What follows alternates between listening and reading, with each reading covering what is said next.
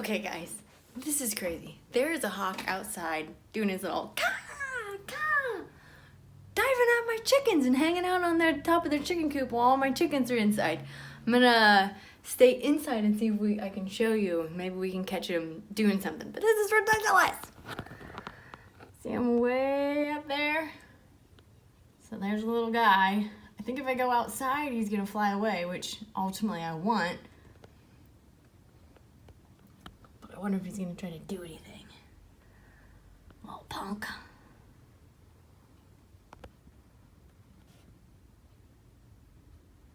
Just hanging out there, preening himself.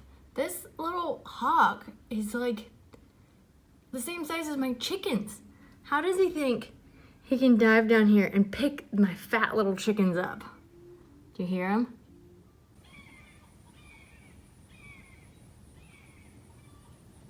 Did you hear him flying away? Look, my poor little chickens are scared to come out. They're hanging out inside. They'll only come out if I come over.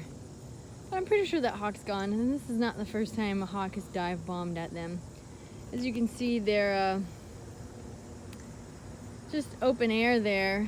I have that feeder contraption in the middle to help prevent from anything to being able to really dive bomb, but the hawks still try.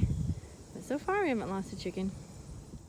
Alright, well, we're just gonna have to keep an eye out for that hawk, but this works out because I need to be in the garden to show you some things I'm excited about. I just started my carrots for the fall. My spring ones didn't take very well. I had a few carrots, but not much. But I usually do better in the fall. Probably the weather's more cooperative.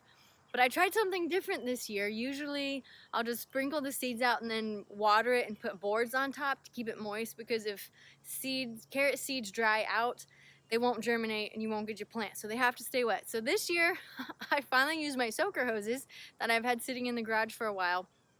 And so I planted my seeds, I covered them with soil, and this time instead of doing rows like I've been told you're supposed to do, I just scattered the seed because I don't end up going in thinning anyway. So I scattered this carrot seed and then covered them with a little dirt and then added my soaker hoses.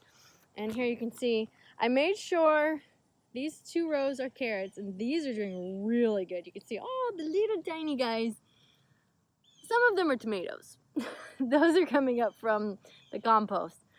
This row is seeds I saved from, I mentioned it in a previous video that I needed to harvest my carrot seeds. This row are seeds that I bought and they did much better than this one, which whatever, that is what it is. So I might throw some more seeds in there. Anyway, I diligently used these soaker hoses every day until I got sprouts, and then it rained for like a week, so that was nice. But I'm so excited that I have so many little carrot sprouts. So that's one cool thing going on. Another thing I wanted to show you. So I had kale go to seed and I threw most of it in my compost, which apparently my compost didn't get hot enough because the seeds were growing in my compost when I turned it. But then I used that compost on a new row, the row I pulled all my potatoes out in, and I was gonna plant more cabbage and things like that here. But I got a ton load of kale. Look at this. This row, whoop, right here, all the way, it's hard to see in the sun, but this is all the way over there full of kale that is doing really well. It's this kind of like a red curly kale or something. Anyway, I was just reading today from another gardener who's been doing this much longer than me. It was saying that kale is one way you can do a cover crop. And a cover crop is something you plant at the end of the season and let it grow all winter to help avoid weeds and put nutrients into the soil. In the spring, you mow it over, or chop it all down, and then till it back in, and then it feeds the soil. So I was like, oh, look at that. I accidentally planted a cover crop, which I have cabbage and bok choy and daikon radish growing in this row. And so I'm just going to leave it all grow together, and it'll be fine, and I'll harvest the kale, or I guess I'll till it in next year if I want. Although I don't generally till my garden. Okay, so those are just random update things that I wanted to show you. Today I wanted to show you the sweet potatoes, because I've been watching to see when they're ready to harvest, and they're ready now. Okay, I thought about it. I'm not gonna harvest the sweet potatoes. I'm gonna let them stay so they can finish growing because they're just starting to turn yellow in some places and not very much. So this might be a bad decision, it might not, but I'm gonna wait at least a week. So hold tight on that.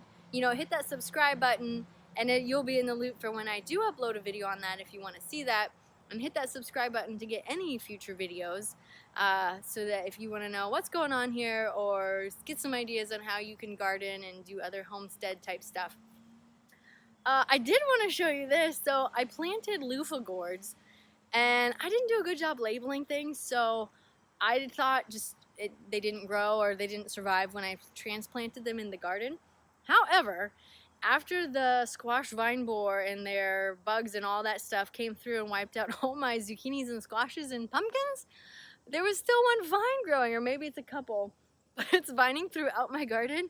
And then I found out there's these little gourds growing right there.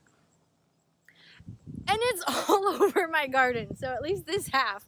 So I'm pretty excited. We'll see how big they get. It is starting to get cold, and I don't think they like the cold. So we'll see. I think at the small size, I can actually eat them. But if I let them get to full size and dry, I will have loofahs that I grew in my garden. So exciting. So, okay, well, since we're not harvesting the sweet potatoes, and I've shown you all these other things in the garden, if you've liked this, hit the like button. But what I do have to show you to get, give me something factual that I can work with, I do have a clip that I filmed a week ago on how I hang and dry my cayenne peppers to save for the winter. So I will show you that here at the end so that if you're growing cayenne peppers, you can do the same thing. Super simple, but I'll show you the clip anyway. So yeah, thanks for watching today, and we'll catch you next time.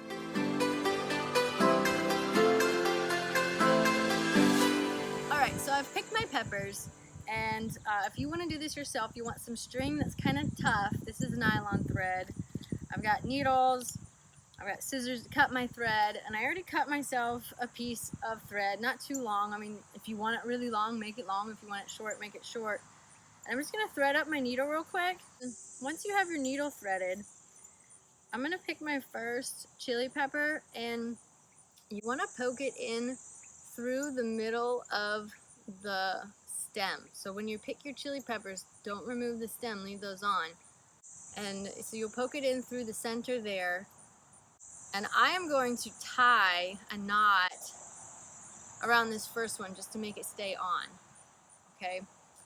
And I'll probably do a double or triple knot. And then once you get that one on, you just string them up.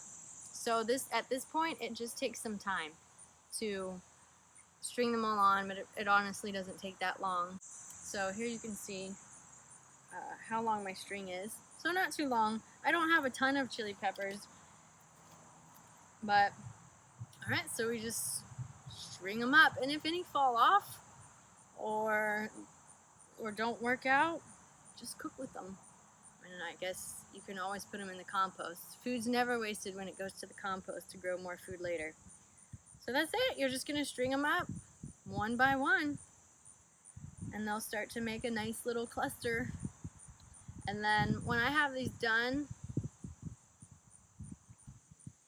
I'll hang them in a place to dry in my kitchen. I'll hang them, I think you're supposed to hang them in a dark place, not necessarily where the sun hits.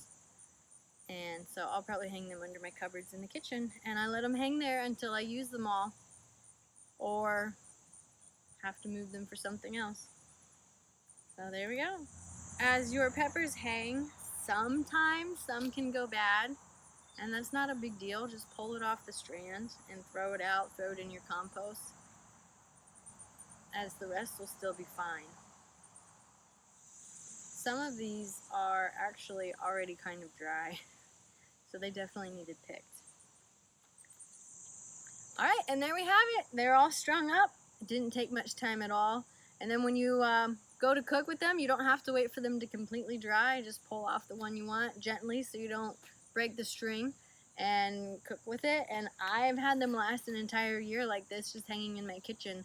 I haven't tried going past a year because I used them up in a year's time. So I hope you try this with your own chili peppers, and let me know in the comments if you've done something different or have a different way to store your red chili cayenne peppers. Thanks for watching. We'll see you in the next video.